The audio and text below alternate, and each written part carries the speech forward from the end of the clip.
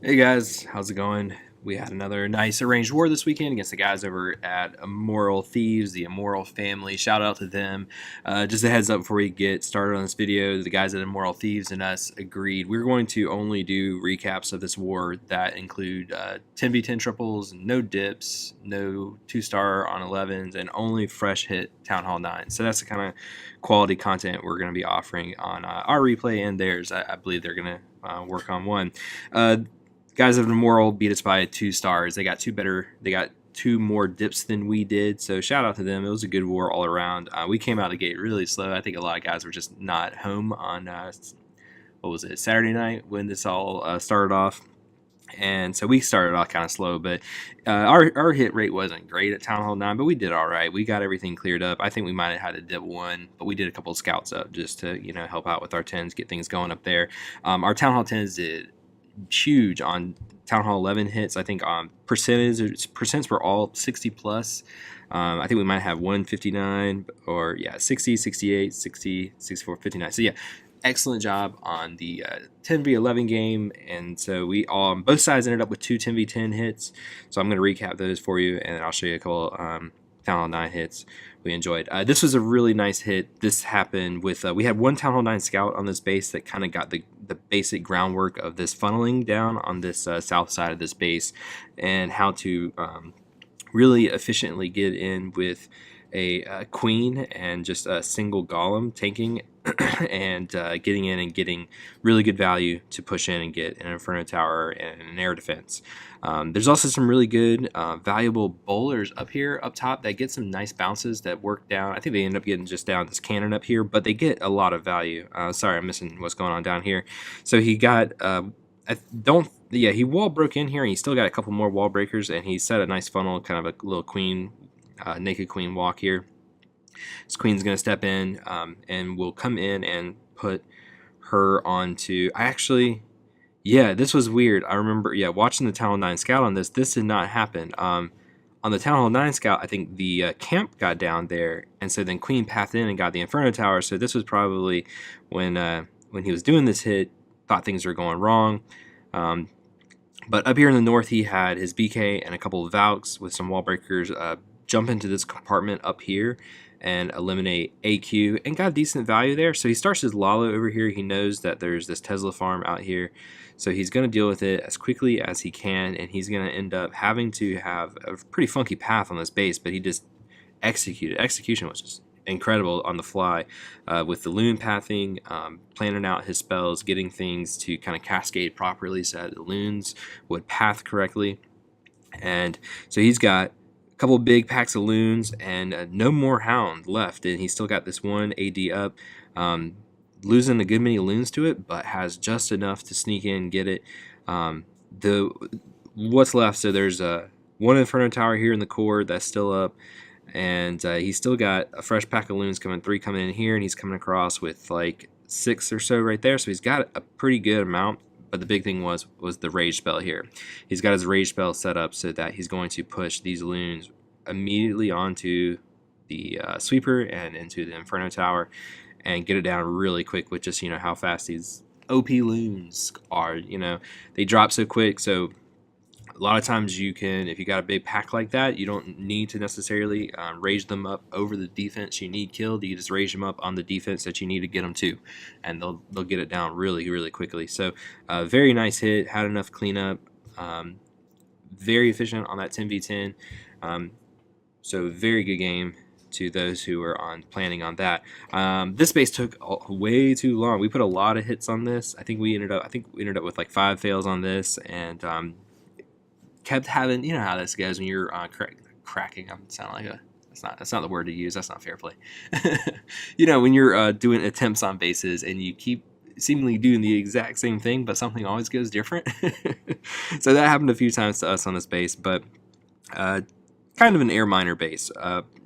Able to get in, sneak in with just king and queen, get down and air defense, a Inferno Tower, and looky, the queen just will step up just on the edge right there of the queen's aggro, is able to phase, get her down, ends up luring the CC out just barely, but gets an Inferno Tower, another Archer Tower before she gets killed, and she stays up long enough to get the Hound out over towards her, and so the Hound will now be out of the way and won't become a problem during cleanup.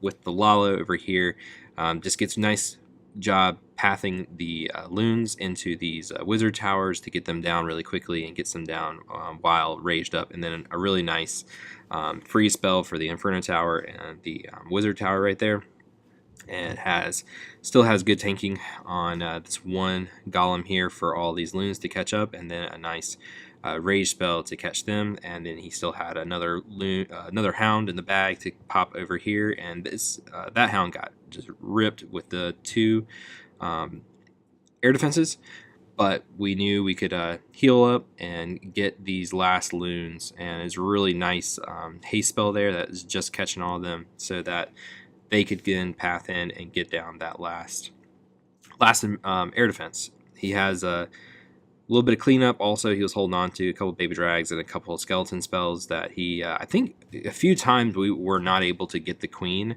on that charge or that dive. So he had the skeleton spells for that, but didn't need them. So very nice hit there. Good job at executing that buggy. Here are a couple of Town Hall 9 hits that were good and fresh, and they were running this base twice. They had it up here, and this was the first time he did it, so it's a fresh hit.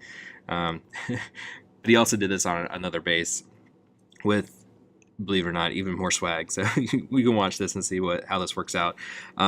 Ghosts is this king of swag. I don't know what was up with this base. You got 4 air defenses all weighted on the side over here, and the Archer Queen and CC and Sweeper, I think you might even get the second one, are all accessible pretty easily with a little shatter hit here with some bowlers. So drops a rage on his kill squad to get in there, and they just wreck through everything. That one jump spell gets so much access to this base. They're still just going, and they end up being, they're out of range of most stuff. I mean, this one Expo can kind of reach a little bit, but so his kill squad that he came in just to kind of splat over here on these air defenses is still stinking up. Like, all of his bowlers are up, his king's still rolling. His queen is finally dying out to this grounded Expo, but there's a kill squad still alive, still crushing, going through on this side over here, and he still is holding on to a whole lot of stuff. So he's over here just sniping a corner Tesla and still getting it down, even though it was baited with a Sam. Hastes his loons in onto those defenses and has his Hound to tank everything over there, and just trickles his loons in so that to make sure he can swag as much as possible. So there's Ghost doing his swag thing. Very nice hit.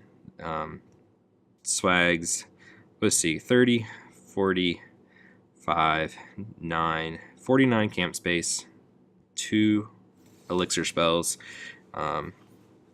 Yeah, pretty well crushed. So good job, Ghost. Always a pleasure watching you do this kind of stuff. So good game, good job. A couple more. Let's see. Let's go down here, and here's Cap doing his favorite, doing a quad golem hit with a bowler CC and just a few hogs to kind of catch up with the last defenses on the back end. So he's got his golems coming down here, making this big funnel with a whole bunch of whiz on the 6 o'clock and 3 o'clock side, funnels off the base really nicely, and then he's got wall breakers that come into this little barricade wall and puts 2 golems straight in there.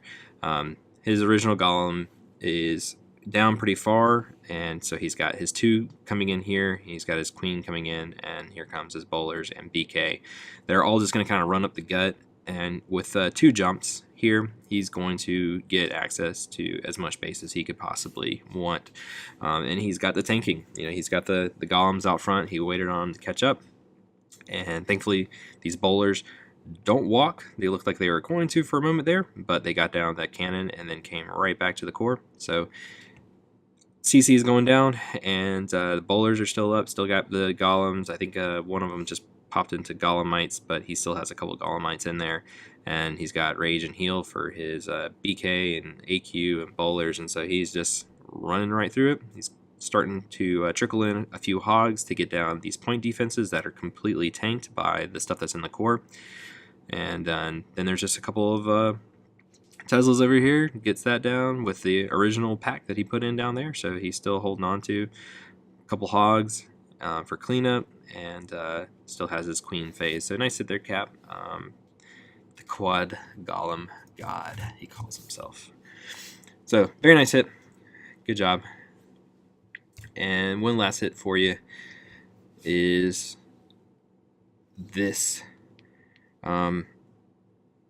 Big Boss always has he does these hits like 10 minutes into war, like not even. Like, come on, man. I'm still trying to get in the game, and he's six packing already, making all the Town Hall 9s look bad. He'd always six packs, and always does it in about 10 minutes.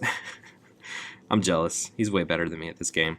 So with a Shatter, he's able to jump in here and get a whole bunch of value, just a whole lot of big defenses with the CC down. Also, there's 3 baby dragons in there, which 3 baby dragon CC, I understand the point of it is you're trying to get it split up, but you know, it just doesn't work very often, and when it doesn't work out, it's not a very effective CC. But gets his queen, she still has her phase, gets down some sweepers, gets down one sweeper, and I think she's going to end up coming back over here and grabbing this other sweeper. And so getting a few more point defenses down. Cool bowlers started walking around, but they're going to get a lot of value over here just doing cleanup. So he starts his Lalo here, and he has 3 hounds for these 3 air defenses, and he's just got enough haste to bring them through really quickly and get them onto those air defenses without much delay whatsoever. So just a very, very, I don't know what he's got a hog also for some reason. I don't know what he was planning to do with that guy, but still has the hog. It'll be a nice cleanup troop. And here comes this really nice pathing collapsing in onto this air defense, and holding on to those hastes to hopefully get a hound the pop. So at some point, when you're doing these hits, you definitely don't want to fail, but you also can hit a little too fast, or you can path your loons a little too quickly. So at some point, you kind of just want to hold them and let your hounds pop to get them more cleanup if you can. So he's able to swag those 2 haste spells, and still had a couple of I think he had a loon in the bag for cleanup. So, well, good game to the guys at Immoral Thieves. Thanks a lot for the matchup. This was our last nice arranged war before CWL Season 2 next weekend. Look forward to it. We'll have the recap up hopefully Monday. If not, I'll get it up Tuesday afternoon, sometimes Tuesday morning. So, good game. See you guys next week, and great is Alchemy.